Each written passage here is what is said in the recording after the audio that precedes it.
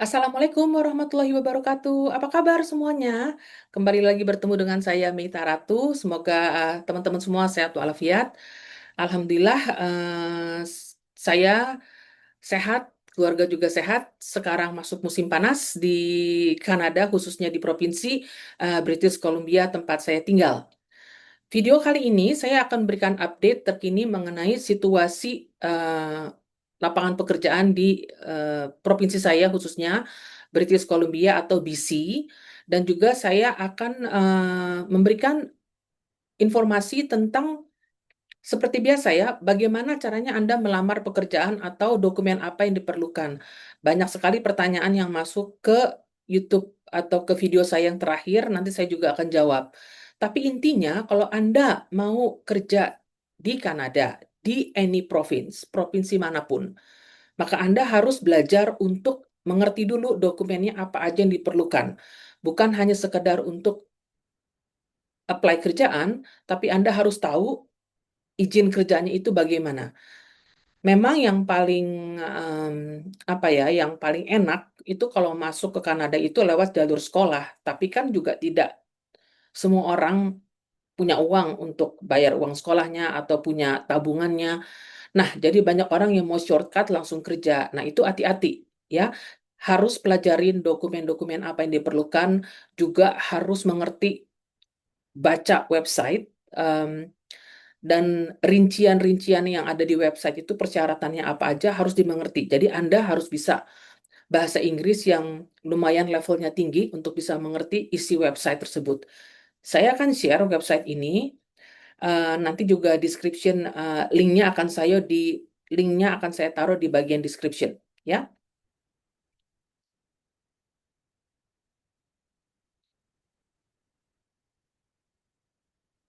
Nah, ini adalah website resmi dari pemerintah Kanada yang berhubungan dengan work permit. Jadi kalau Anda lihat, website resmi itu selalu bentuknya seperti ini ya.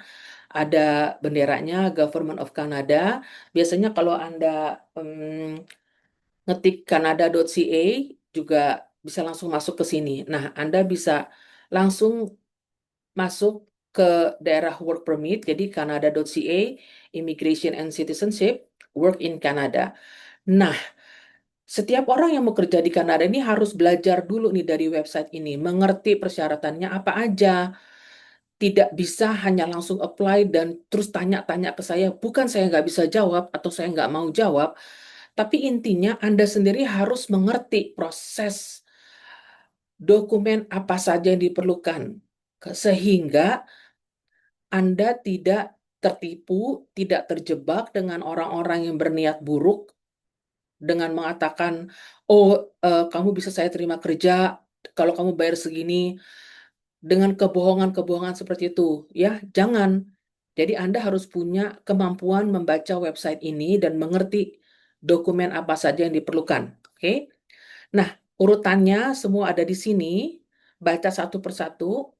Kalau Anda mau cari employer yang bisa kerja di mana aja atau menggunakan namanya open work permit, ada juga close work permit itu yang biasanya untuk specific employer.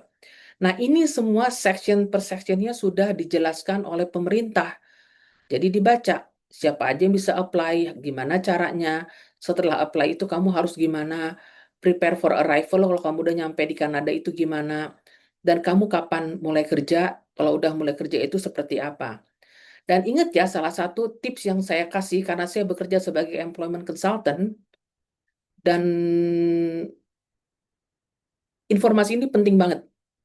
Saya dan employer, jadi saya dan company-company em, di sini, kami hanya berkomunikasi menggunakan email. Email yang email resminya kantor dia atau email resminya juga kantor saya. Jadi kita menggunakan email sebagai official communications. Nggak pernah menggunakan WhatsApp, karena WhatsApp itu adalah personal. Dan itu bukan untuk urusan pekerjaan. Ya, ingat itu. Jadi kalau Anda terima WhatsApp mengatakan bahwa, oh Anda keterima di kerjaan ini, and then Anda harus membayar ini sebagai bukti keseriusan Anda. No, that's not the way we conduct the process to apply for jobs here, okay? Jadi Anda harus hati-hati, ya. Yang kedua adalah saya mau share juga, jadi seperti yang tadi saya bilang ya, perhatikan website ini, dan kalau Anda apply sendiri work permit, ini biayanya. Tapi saya mau Anda belajar dulu nih, proses di sininya. Ya, nggak bisa nanya ke saya karena Anda yang paling tahu kondisinya Anda seperti apa. Ya, jadi jangan pikir langsung apply dengan CV atau resume, tapi belajar dulu bagaimana caranya mendapatkan izin kerja di Kanada. Dan to be honest with you, it's a bit complicated, even itu susah, karena saya pun tidak melakukan atau melalui proses ini, karena saya datang sudah sebagai permanent residence, jadi saya tidak perlu work permit waktu itu, langsung dapat kerja dan udah kerja sampai hari ini. Which is saya datang tahun 2009, ya.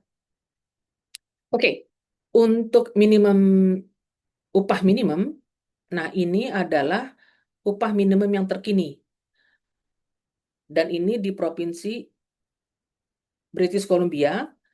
Yang terkini adalah $17.85 per hour. Jadi kalau Anda sudah sampai Kanada, kemudian Anda dibayar di bawah ini, jangan mau. Bilang aja, nanti kamu saya report ke pemerintah. Kalau saya punya klien-klien yang cari kerja, selalu saya bantu, dan saya bilang, eh, gaji kamu itu harus di atas minimum, atau walaupun di minimum nggak apa-apa, tapi nggak boleh di bawah. Nah, ini keterangannya, ya. Ini tahun-tahun lalu ini segini. Bentar ya. Oke, nextnya adalah bagi yang sudah di Kanada juga ada pertanyaan, Bu, kalau saya udah di Kanada gimana cari kerjaannya? Banyak caranya, salah satunya adalah bisa melalui beberapa website, dan yang sering itu adalah Indeed. Kamu cari kerjaan di sini, masukin jobnya apa, dan kemudian mau kerja di kota apa. Ya, jadi misalnya mau kerja, coba saya gedein dikit bisa nggak? Ya, sebagai office assistant, oke? Mau kerjanya di daerah Vancouver, pilih Vancouver. Nah, akan banyak tuh kerjaan yang muncul. Oh, ini mesti validation. Mungkin kita harus bikin account dulu di Indeed. Oh, enggak. Oke. Jadi ini contoh kerjaan-kerjaan yang ada di Vancouver untuk posisi-posisi yang berhubungan dengan office assistant. Ya, ini contoh aja. Ya. Kemudian mau cari kerjaan lain, misalnya kamu mau bekerja sebagai electrician, oke, di Vancouver, sama aja. Lihat di sini lowongannya ada. Nah, ini dia. Ya. Lowongan-lowongan kerjaannya. Tapi yang paling penting adalah kamu harus punya legalitas, mesti punya izin kerja resmi dulu untuk bisa bekerja di Kanada, karena employer-nya nggak mau tahu. Dia nggak akan pernah mau hire orang yang illegal. Intinya itu. Ya, jangan pernah datang ke Kanada dengan status illegal, karena kamu akan pasti dideportasi dan akan sengsara sendiri. Kalau kamu report juga ke KJRI, saya nggak tahu prosesnya gimana ya, tapi janganlah bikin malu Indonesia. Jadi kalau bisa masuk dalam keadaan legal. Yang kedua adalah, bagi yang sudah ada di Kanada, Anda bisa mencari kerjaan melalui job fair.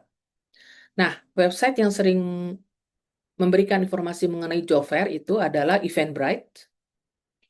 Oke, Anda type job fair di Vancouver misalnya. Nah, keluarlah ini tadi. Jadi misalnya yang biasanya job fair besar itu adalah ini, Vancouver Career Fair yang akan datang. Oh, sebentar lagi, tanggal 22 Juli. Sekarang tanggal 10 Juli. Oke, in 2 weeks ya. Ini juga Vancouver Career Fair, dan biasanya saya suka datang ke career fair yang besar-besar seperti ini. Ini di hotel ya, Pan Pacific Vancouver. Jadi pertama enak, hotelnya bagus. Yang kedua, employer-nya baik-baik. Jadi saya bisa langsung ngobrol sama recruiter. Saya tanya apa aja job opportunities-nya, lowongan-lowongan pekerjaan, karena saya memang bertugas kan mencari job opportunities untuk klien-klien saya, dan klien-klien saya itu adalah mereka sudah permanent residence, Canadian, atau mereka itu refugees ya, jadi dari orang-orang dari negara-negara seperti Palestina, Gaza, Ukraine, negara-negara yang sedang perang, itu semua klien-klien saya. Nah ini tadi ya, job fair yang banyak tersedia di Vancouver. So again, you need to go to this Eventbrite. So let's say mau datang ke event ini ya, tanggal 14 Agustus. You click it, dan Anda harus register. Kalau tiketnya masih tersedia, biasanya bisa register. Sebentar.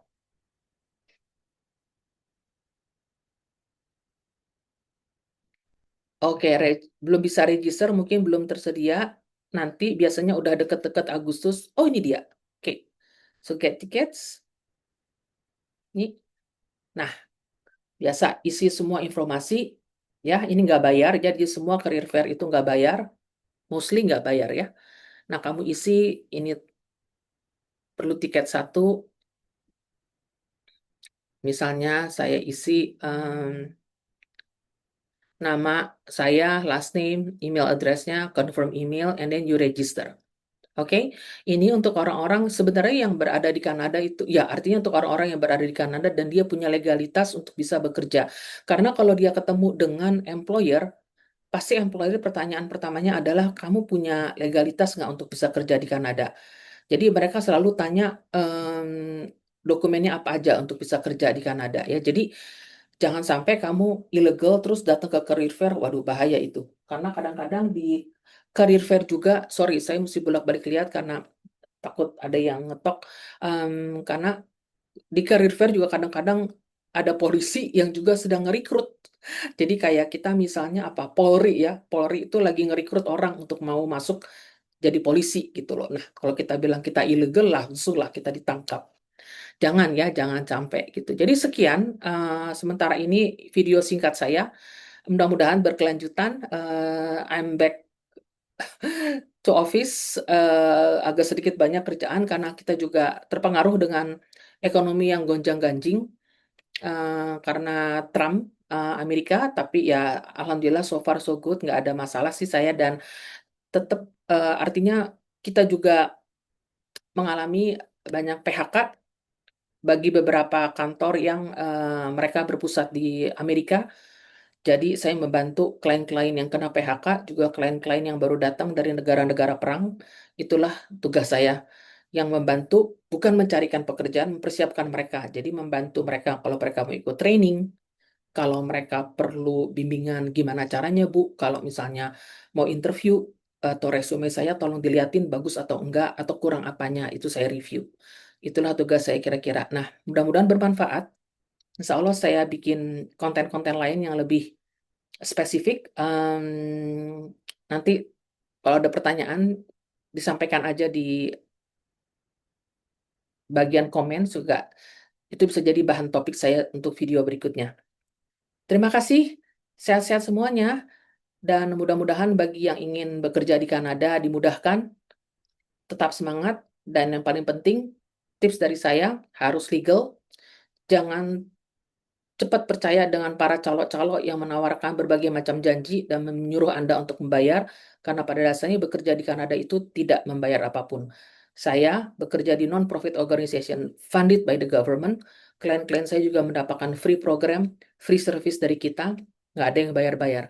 Kalau employer memberikan job opportunity untuk klien saya, mereka nggak, klien saya bisa apply tanpa harus membayar apapun. Kalau keterima, dapat employment offer, langsung kerja.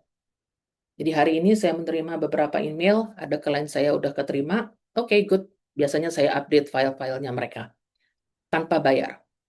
Nah, karena Anda di posisi di luar Kanada, itu Anda biasanya dijadikan, apa ya, market yang empuk nih, buat para calo-calo nipu-nipu, ya. Tapi nasihat saya adalah, kalau mau cari kerjaan, ikutin apa aja yang ada di website resminya pemerintah Kanada. Yang bisa saya bantu semaksimal mungkin, insya Allah bermanfaat. Sampai jumpa lagi di video berikutnya.